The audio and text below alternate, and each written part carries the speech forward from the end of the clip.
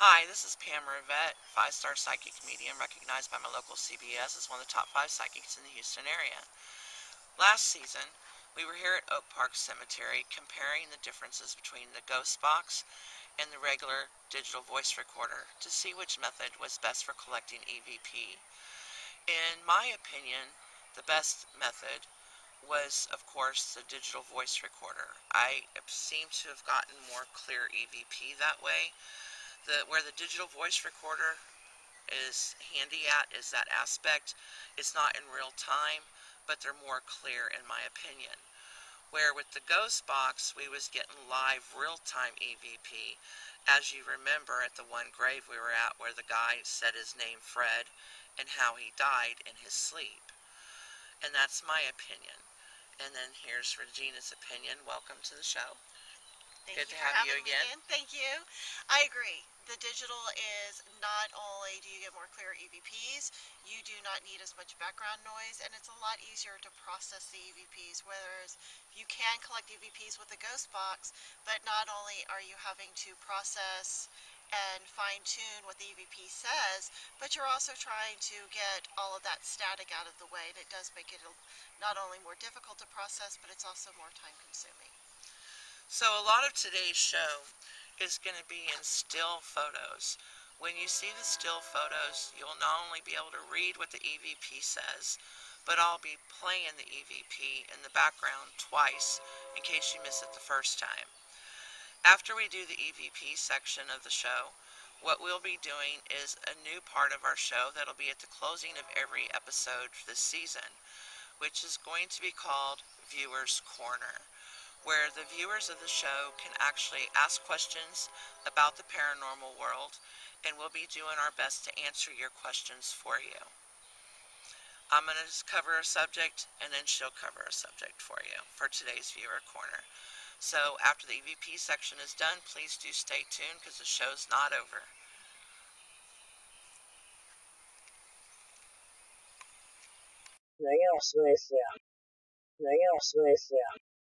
I'm gonna walk over there. Nice to meet you, Miss Rick. Nice to meet you, Miss Rick. Now you visit with him. Let's just get off. Cut off your leg. Come a long way if you walk through. Call Bethany.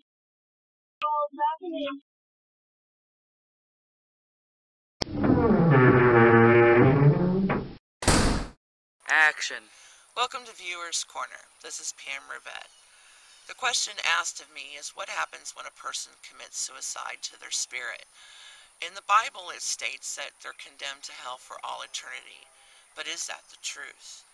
As a medium myself, I have actually connected with spirits before that have committed suicide, and that's how they passed away.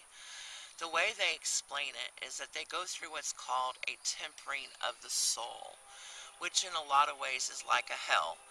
To explain it, what I mean by this is that let's say a spirit was meant to live till they were 80 years old, and they committed suicide when they were 20 years old.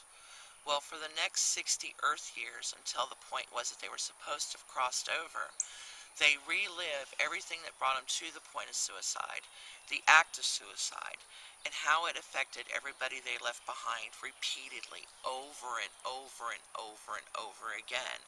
So it's like they go through their own personal hell. Once they've achieved that mark in their life when they were supposed to cross over, at that moment they do get to cross over just like every other spirit there is.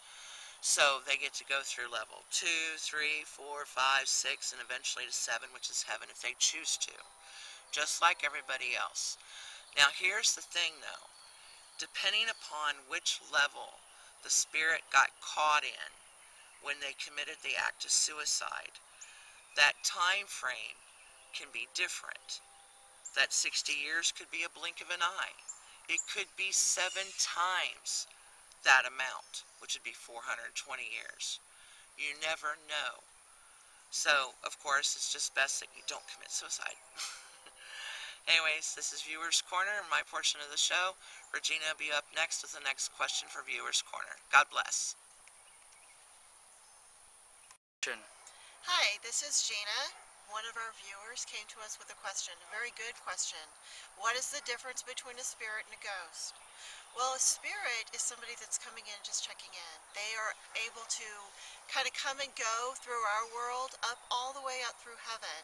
This could be mom that might feel the need that their daughter is sick or something, and she just comes in to check in on them, or just to maybe send a message to let you know that they're there, perhaps even visit you in your dreams.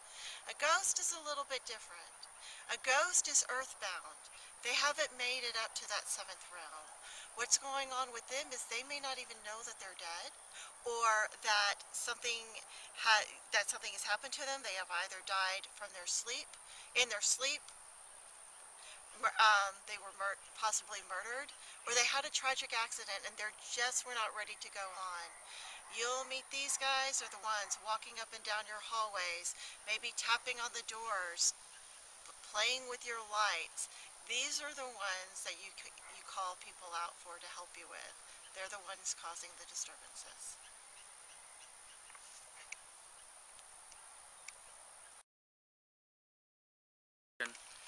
Till next time, this is Pamela Rivette signing off. God bless. This is Regina Shaefer. God bless you. Good night.